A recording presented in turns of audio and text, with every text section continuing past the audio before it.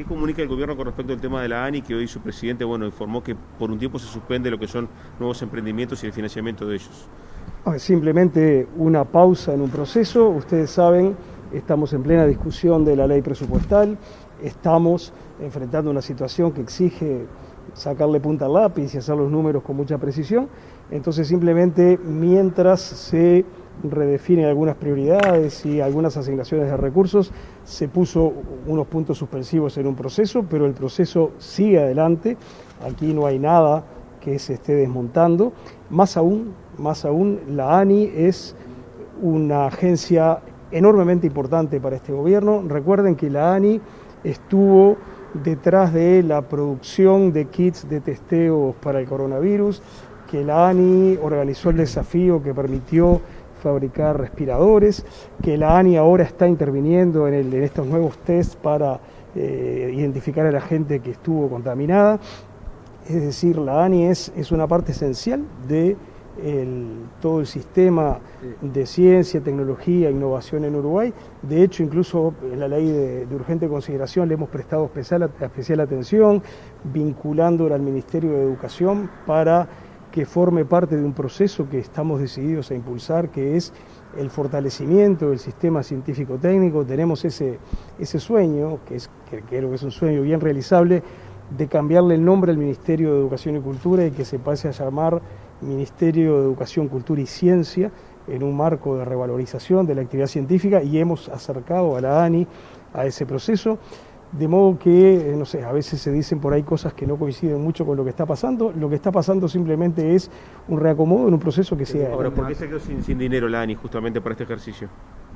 No es que la ANI se haya quedado sin dinero, es que el Estado está en una situación difícil como consecuencia del coronavirus. Ustedes saben que el coronavirus, la llegada de la pandemia, por una parte redujo muchísimo los ingresos del Estado. Cayó muchísimo el consumo, eso significa que cayó mucho lo que el Estado recauda por IVA. Cayó mucho la venta de combustibles, eso significa que el Estado redujo mucho lo que ingresa por cobro de IMESI. Y al mismo tiempo, el Estado aumentó enormemente sus egresos con el seguro de empleo flexible, con el aumento del presupuesto destinado al MIDES, todas cosas que están muy bien y que estamos muy contentos de haber hecho. Ministro, pero en este escenario que usted está describiendo la importancia de la ANI, en materia de recursos, ¿se van a recortar dineros para ese organismo? ¿Va a haber más plata? A ver, estamos en pleno proceso presupuestal. Nos encantaría decir que hay más plata para todos y especialmente más plata para organizaciones como la ANI, pero hay una situación difícil y hay un imperativo de responsabilidad. Si el gobierno no es responsable, la única consecuencia de eso va a ser un deterioro muy grave de las cuentas públicas, con efectos igualmente graves, como podría eventualmente llegar a ser la pérdida de grado inversor. Entonces estamos en un momento de sacarle punta al lápiz para tratar de tener cuentas equilibradas al mismo tiempo que se responde a las necesidades más urgentes que tiene el país.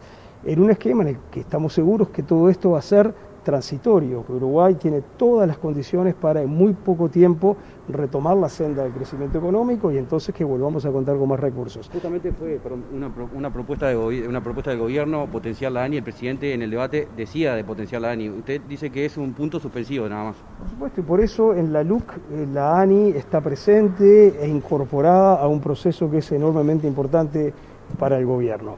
Simplemente cuando a uno las cuentas se le complican un poco porque hay menos plata de la que estaba prevista que hubiera y porque hubo un cambio enorme del contexto que obliga a ajustar muchas cosas, a reasignar recursos, a tratar de actuar con responsabilidad. A veces uno tiene que parar un poquito y decir, vamos a ver cómo funciona esto. Es lo que estamos haciendo, no hay nada más que eso. Ministro, ¿cuánto puede durar esto? ¿Y hay alguna otra organización que pueda verse afectada como la ANI? A ver, ¿cuánto va a durar? No mucho, supongo que como mucho unas pocas semanas, porque se trata de reorganizar la jugada, como les digo. Respecto del resto, insisto, estamos en la etapa de diseño de la nueva ley de presupuesto en condiciones muy excepcionales y queremos hacerlo con toda la responsabilidad del mundo porque eso es lo mejor para los uruguayos. Lo peor que nos podría pasar a los uruguayos es que se nos desordenaran las cuentas públicas, que perdiéramos el enorme prestigio que el país tiene en este momento. Eso lo pagaríamos carísimo. Entonces, a veces, cuando el camino se pone un poco difícil, lo que hay que hacer es caminar un poquito más despacio. Ministro, si me permite, como para entender con precisión el tema, lo que se está hablando de la ANI es que no hay ahora recursos para nuevos proyectos que vayan a ingresar, los que ya están comprometidos se van a seguir financiando. ¿El dinero estaba y fue redirigido a otro lugar? ¿Por qué se da esta situación puntual? Lo que la ANI está haciendo, se sigue haciendo tal cual, y la ANI está haciendo mucho. En este momento la ANI está asistiendo a unas 350 empresas con proyectos de innovación y desarrollo. Está impulsando casi 200 nuevos proyectos de nuevos emprendimientos. Está asistiendo a unas 1000 personas que están desarrollando actividades de formación. Está financiando unos 2300 proyectos de investigación. Todo esto está pasando hoy y va a seguir pasando mañana y no hay nada que se revise al respecto. El asunto es qué vamos a hacer de acá en adelante. Había algunos llamados en curso, tenemos que ver efectivamente con cuántos recursos vamos a contar para no hacer promesas que no se pueden cumplir, para no generar expectativas que están por encima de la disponibilidad de recursos, simplemente orden y responsabilidad. Desde la oposición se habla de recortes y en áreas sensibles. Mencionan este caso y también el de la alimentación escolar. Bueno, desde la oposición están diciendo algunas cosas difíciles de entender y agarrándose de algunos datos sueltos para pintar situaciones que no son reales. Lejos de estar recortando la alimentación, lo que estamos haciendo es aumentando los servicios de alimentación. Ustedes recuerden, se suspendieron las clases. Durante el periodo de suspensión de clases se siguieron alimentando más o menos unas 60 o 70 mil alumnos con sistema de bandejas. Eso es mucho menos que los más de 250.000, bastante más de 250.000 porciones que se distribuían antes de la interrupción de clases. Volvimos a las clases y volvimos a las clases en las condiciones en que ustedes saben, solo algunos días por semana, pocas horas por día. En esas condiciones, cuando se reanudaron las clases, no se reanudó normalmente el servicio de alimentación. Ahora estamos en el proceso de reanudar el servicio de alimentación. El primer paso es empezar por una copa de leche o una copa de cocoa.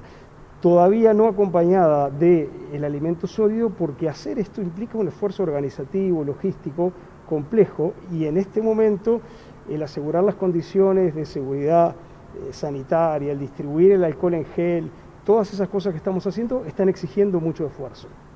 Entonces, primer paso, empezamos por restablecer solo el alimento líquido. Segundo paso, vamos además a agregar, como siempre, el acompañamiento sólido. Estamos yendo para adelante. Lo que pasa es que algunos, por razones de interés político, tratan de presentarlo como si eso fuera ir para atrás. Pero la verdad es que estamos yendo hacia adelante, estamos restableciendo servicios normales que habían sido interrumpidos por la situación de pandemia, y lo estamos haciendo de manera progresiva porque es la única manera en la que podemos hacerlo en estas condiciones. Y recuerdo la investigación de costos, porque en su momento usted había insistido justamente en eso, en que había que ver si se estaba gastando bien. Bueno, ese es un problema totalmente diferente del anterior, porque acá se están mezclando cosas. Hay un hecho, y es que existen dentro de la propia educación primaria fuentes de información, dos fuentes de información independientes, que nos muestran fotos muy distintas entre sí acerca de quiénes están recibiendo la alimentación. Eso en un programa que involucra muchísimo dinero, entre 1 millón y $1,5 millones por semana. Entonces es normal, si se está gastando tanto dinero, que tratemos de ver a quién estamos llegando y si estamos llegando a las personas correctas. Pero esto no es una discusión acerca de si alimentación sí o alimentación no. Esta es una discusión acerca de buena administración o mala administración. ¿Se está administrando bien esa cantidad de recursos o se está administrando mal? Fíjense, para poner una comparación, la cantidad de dinero que se gastó en alimentación en los últimos 5 años es la que se hubiera gastado si se hubieran construido 2 Antel Arena y medio en 5 años. Eso da una idea de la cantidad enorme de dinero que se ha volcado en esto. Parece que hay un desfasaje, ¿no?, entre el dinero y los niños que se alimentan. ¿Qué pasa? ¿Alguien en el medio, alguien se está quedando con el dinero? ¿Qué sospechan ustedes? Yo no sé si hay un desfasaje porque no sé a quiénes está llegando la alimentación. Insisto, hay dos fuentes que son las dos de primaria. No es que haya una fuente de información de primaria y otro de afuera que diga otra cosa. Dentro de primaria hay dos fuentes de información que nos muestran dos fotos totalmente distintas de la situación. Y eso se sabe desde el año 2015. Quiere decir que el anterior Consejo de Primaria cumplió todo su mandato, 5 años, sabiendo que había un problema de información. Y la verdad es que no hizo nada concreto para superarlo. Entonces, si hay irregularidades, si no hay irregularidades, la verdad no lo sabemos. ¿Y ahora qué se está haciendo, ministro, para Bueno, el presidente del CODICEN anunció anteayer el inicio de una investigación administrativa justamente para tratar de saber dónde estamos parados. Pero insisto, lo primero es tener buenos datos.